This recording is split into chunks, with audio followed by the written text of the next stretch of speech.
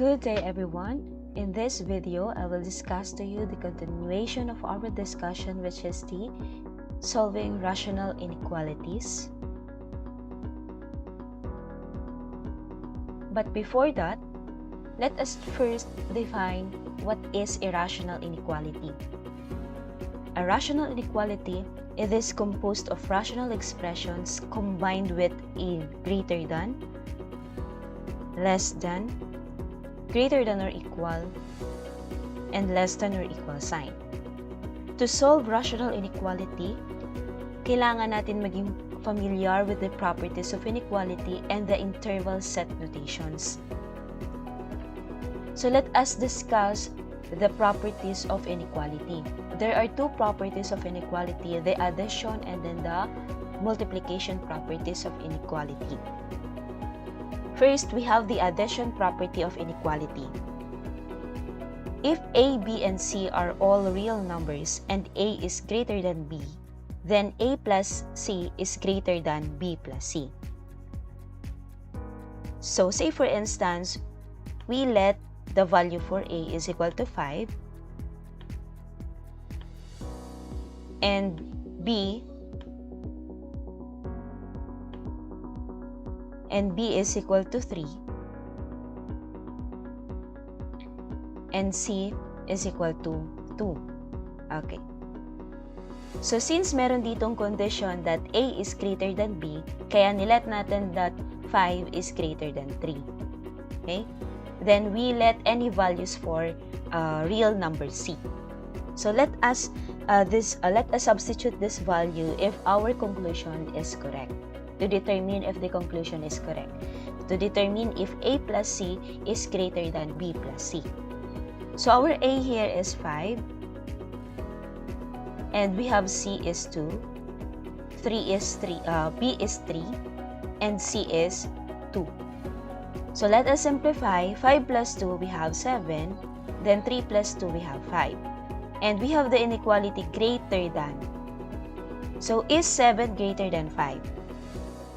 7 is greater than 5, therefore the conclusion is correct.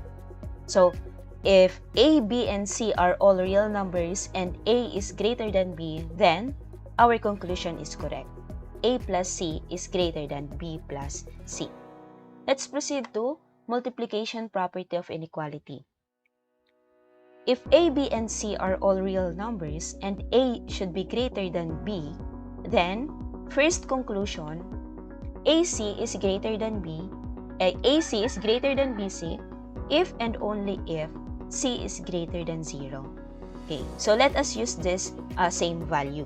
Since 2 is greater than 0 and since 5 is greater than 3. So, ito na yung condition natin. So, let us check if AC is greater than BC. So, we have here the value 5. The value of A is 5. Multiply it by the value of C, which is equal to positive 2. So, multiply it by 2. Greater than, B is positive 3. Then, multiply it by 2. So, let us simplify. 5 times 2 is 10. Then, 3 plus 2 is 6. Therefore, 10 is greater than 6. Therefore, the conclusion is correct. Let us proceed to the next conclusion. So, we have AC is less than BC if and only if C is less than 0. So, we let the value, same value of A and B, ito relate yung gagamitin natin, but we let C is equal to negative 1. Kasi may condition dito that C is less than 0 and numbers that are less than 0 are negative. So, we let C is equal to negative 1. Then, let us substitute. Let us determine if it is correct. So, 5 times negative 1 is less than 3 times negative 1. So, we have 3 times negative 1. Okay. Then, simplify. Negative 5 is less than 3 times negative 1. So, we have negative 3. So, therefore, this conclusion is correct. So these are the properties of inequality, the addition and multiplication property of inequality. Then let us proceed to the discussion of interval and set notation. What are the interval and what are the set notations? So ito yung mga interval and ito yung set notation and pinakita dito yung graph. Okay, so let's proceed to the interval. So if we are going to find the solution set of the given inequality, you can rewrite this as an interval or you can rewrite this as a set notation. So the first one is parehas silang parentheses. Meaning to say, kapag parentheses yung interval, ibig sabihin that the value of x, say for instance, a and b is not part of the solution set. They are just the meaningful numbers that pag sinolve mo sa inequality, yun yung magiging kalalabasan. But if you substitute that value to the given inequality, it will not satisfy the given inequality. Hindi siya magsasatisfy. Kaya, pag ganito to, parehas sila parenthesis. So, A, B is not part of the solution set. So, in our set notation, it means that set x such that x is greater than A but less than B. So, yung pagbasa nito is from left to right. Greater than B, ito yung titingnan nyo kung nasaan yung buka ng sign, inequality sign, then x is greater than A but less than B. So, to graph this interval notation, to graph this interval and set notation, since A and B is not part of the solution set, then the graph is just a hollow circle. Okay. And let's proceed to the second one. We have here bracket. So kapag bracket naman, ibig sabihin that A and B is part of the solution set. So in our set notation, x is greater than or equal, so meron na siyang equal, A but less than or equal to B. So in our graph, the graph is solid circle, meaning to say that A and B is part of the solution set. Okay. Next one, we have bracket and then the parentheses. Ibig sabihin, A is greater than or equal, x is greater than or equal to A, but less than B. But less than B. Ibig sabihin, wala siyang equal dito kasi nga parentheses lang. Meaning to say that, in our graph, A is part of the solution set, but B is not part of the solution set. B will not satisfy the given inequality. Next is we have, yung parenthesis naman is nasa left. Ibig sabihin that x is greater than A, but less than or equal to B. Meaning, vice versa lang, A is not part of the solution set, kaya hollow circle siya, and B is part of the solution set, kaya solid circle yung graph niya. Okay. Next, let's proceed to both parentheses that A to positive infinity. Ibig sabihin, A to positive infinity, ibig sabihin x such that x is greater than A. Ibig sabihin that yung A is not part of the solution set, so yung part ng solution lang dito is hanggang positive infinity. Ito. And we have the bracket, x such that x is greater than or equal to A, because A is part of the solution set kasi nga naka-bracket siya. And we have the positive infinity. So yung graph niya is papunta sa right and A is included. Next is we have negative infinity. So kapag negative infinity naman, this is less than the value of B, say for instance. So B is not part of the solution set, kaya less than lang dito sa interval notation.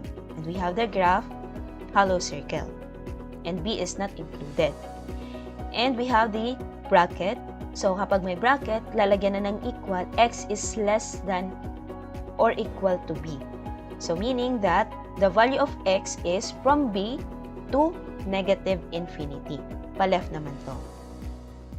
And kapag yung sagot is, kapag nag-satisfy lahat ng value of x to the given intervals, ibig sabihin, the solution set is x such that x is an element of all real numbers. Meaning to say that all the values of x will satisfy the given inequality. Okay. So, ganun yung graph niya wala siyang nilagay or wala siyang boundary, kundi lahat ng values of x will satisfy to the given inequality. Or we can rewrite this as x such that x is an element of all real numbers. Okay, ibig sabihin, lahat ng value of x is included in the solution set. So these are the rules in solving rational inequality. The first one, write the inequality with a single rational expression on the left-hand side of the inequality and 0 on the right-hand side of the given inequality. Okay, so say for instance, we have here, ito yung given inequality, and kailangan, say for instance, our inequality sign is less than or equal to 0. So, 0 palagi ito. So, kung may constant dito, you're going to transpose this, the constant to the left-hand side of the inequality. And next, determine the meaningful numbers by setting the numerator and denominator equal to 0. Okay, so we let the denominator and numerator equal to 0 to determine the meaningful numbers or to determine the starting point kung saan tayo gagawa ng interval. Okay, next, use the meaningful numbers to separate the number line into intervals. And test for the meaningful numbers if they make the inequality true or false. Okay, so since there are sometimes may tatlong interval dyan. Okay, if true, they are part of the solution. If false, then they are not part of the solution. So we need to test or magsiset tayo ng value na kukuha lang tayo doon sa interval na nagawa natin. Say for instance, we have here, and the value of a and b or the value of x is 3, and then we have the value of this one is this is 6. So there are 3 intervals. So lahat ng points dito is iti-test natin, or we just pick at least one, and kung tama yung and we are going to substitute that to the given inequality. Then kapag nag-true, then they are part of the solution. Then pag nag-false, they are not part of the solution set. Okay. Next.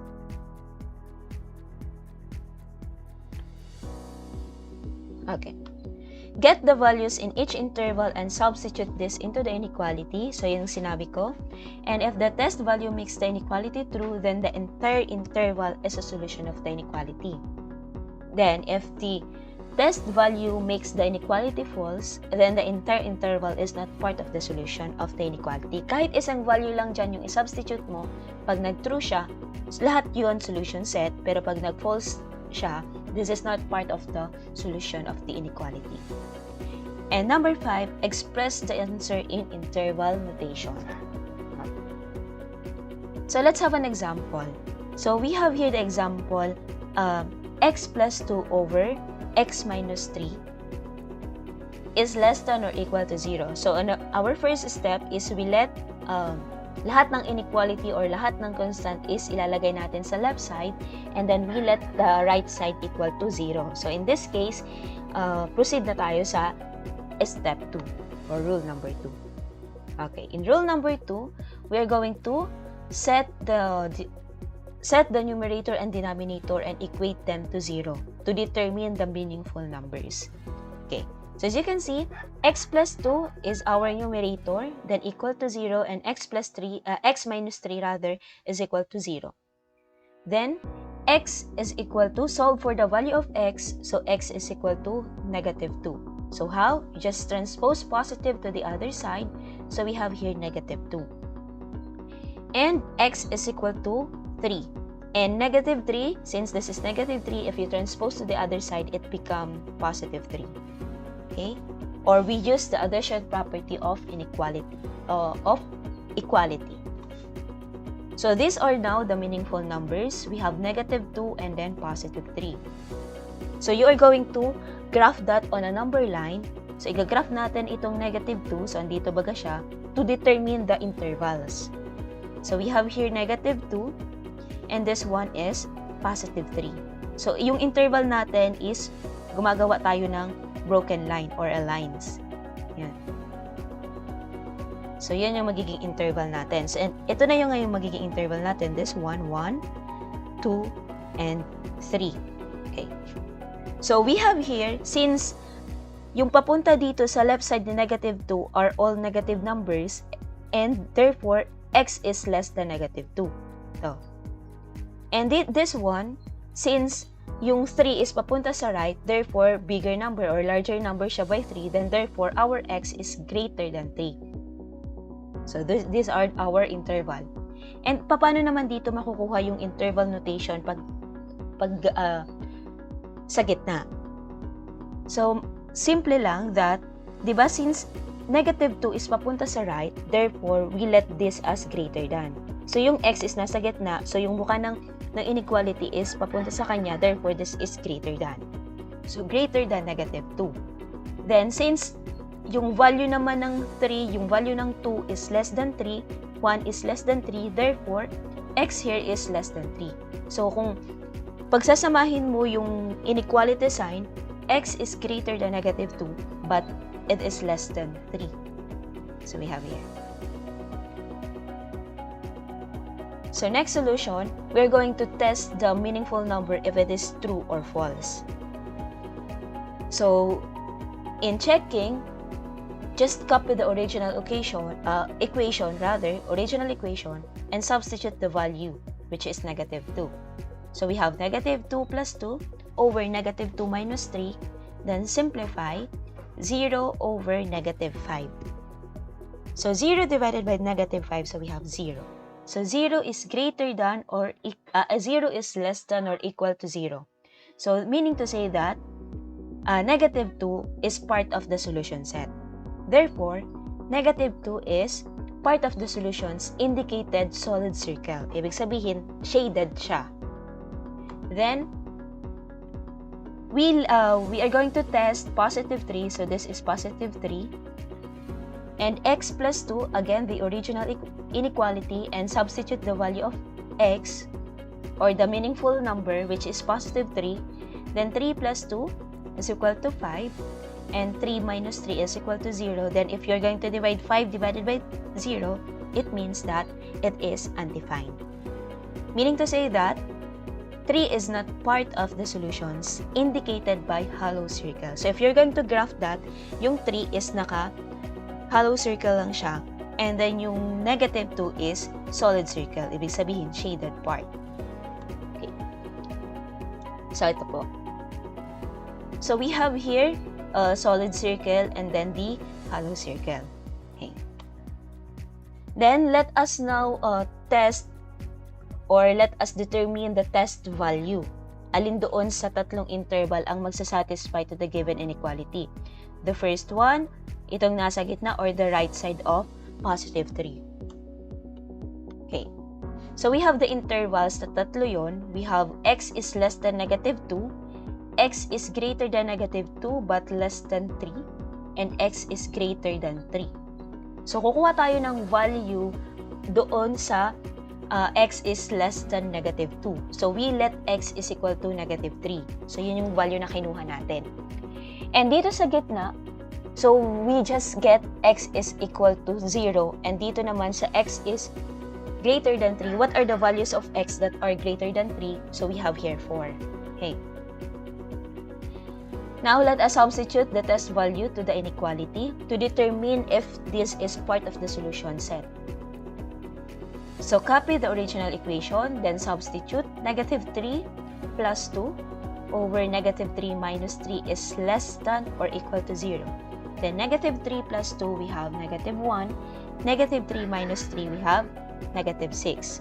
Then, divide both sides by divide the numerator and denominator. Then we have 1, 6 is less than or equal to 0. So, to test, this is false because 1, 6 is positive, then 1, 6 is greater than, not less than to 0. Therefore, this is false. So, therefore, the interval is not part of the solution. So, hindi na to part ng solution. And how about the second interval? So, we let x is equal to 0 because 0, kung 0 to, 0 is greater than negative 2. True.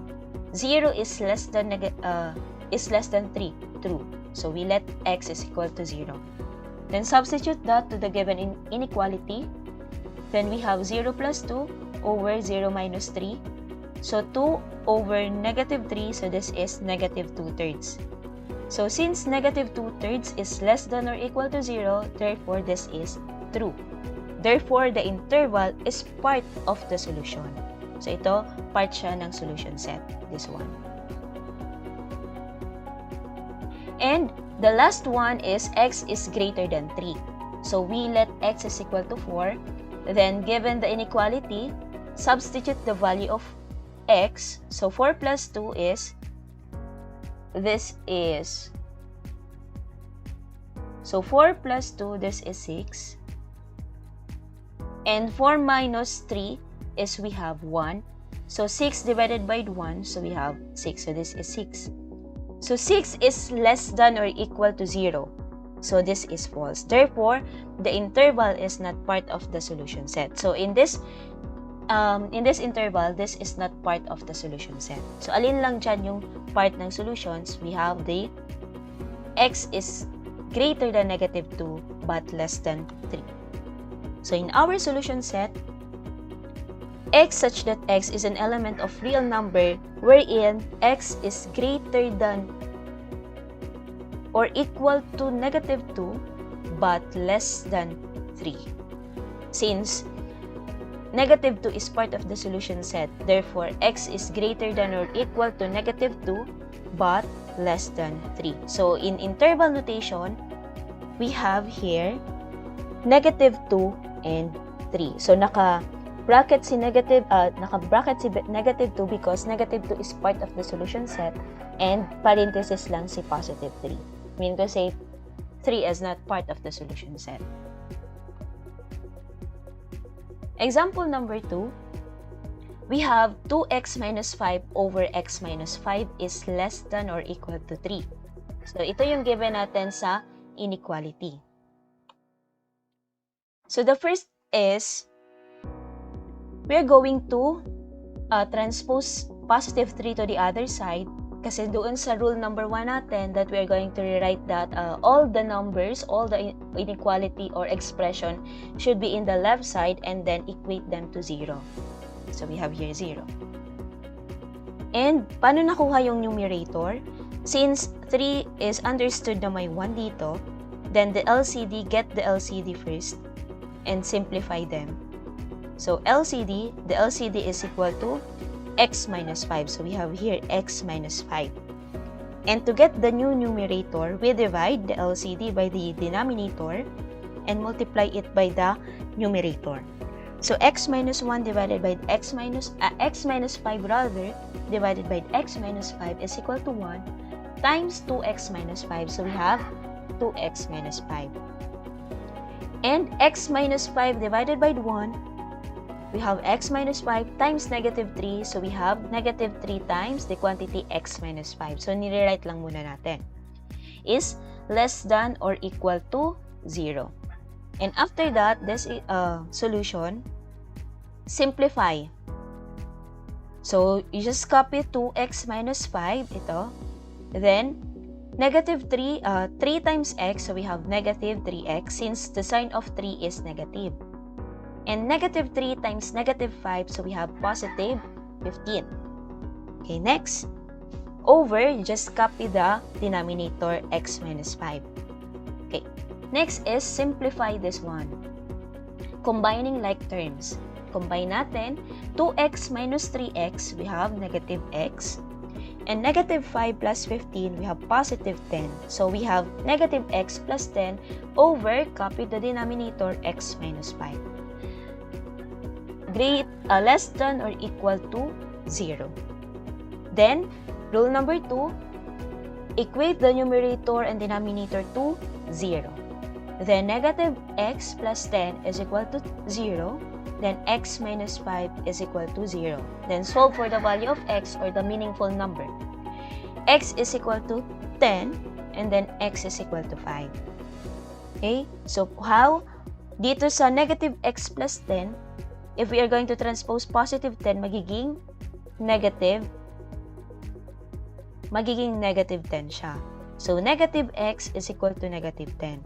So, since meron siyang both negative sa x, itong x na to merong negative, then divide or multiply both sides by negative 1. Kaya, negative 1 times negative x is positive x, and negative 1 times negative 10 is positive 10.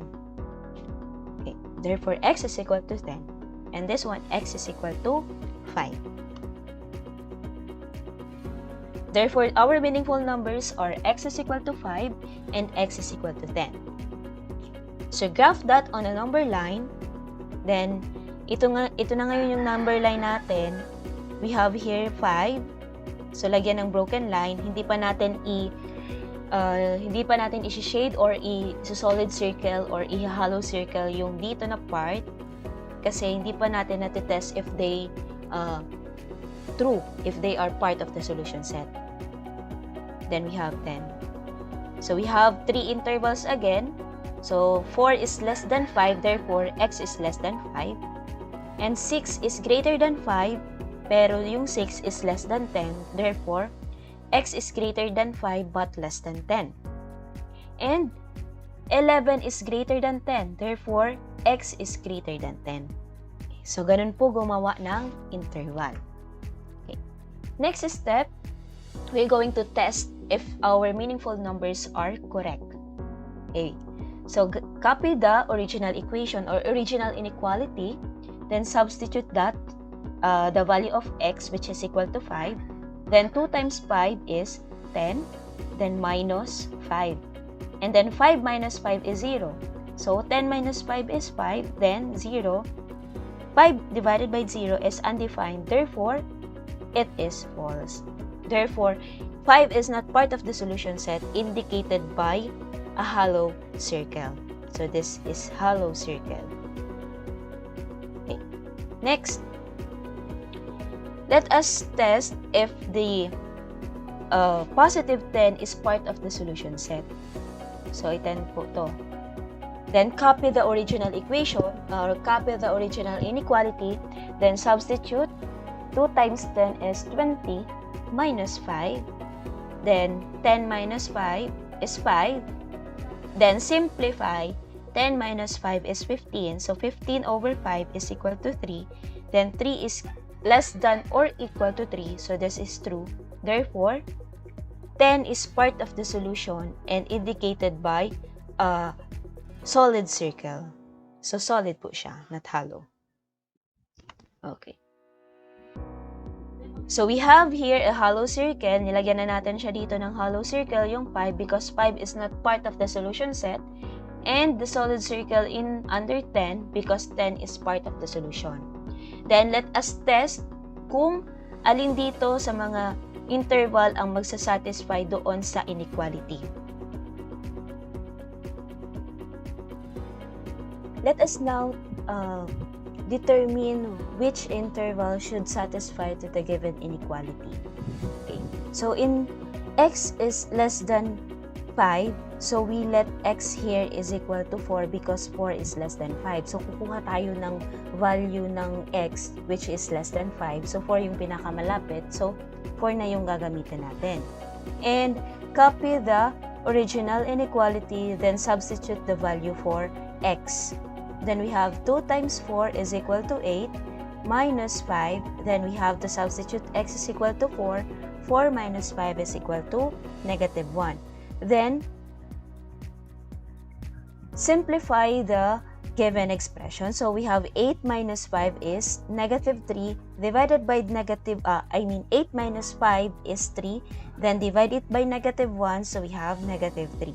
Therefore, negative 3 is less than or equal to 3. So, true po siya. Then, therefore, the interval is part of the solution set. So, in this interval, x is less than 5 is part of the solution set. And let us now test the value under the interval x is greater than 5 but less than 10. Okay, so we let 7 as the value of x because 7 is greater than 5 but it is less than 10. Okay, given the inequality, substitute again the value of x, which is 7.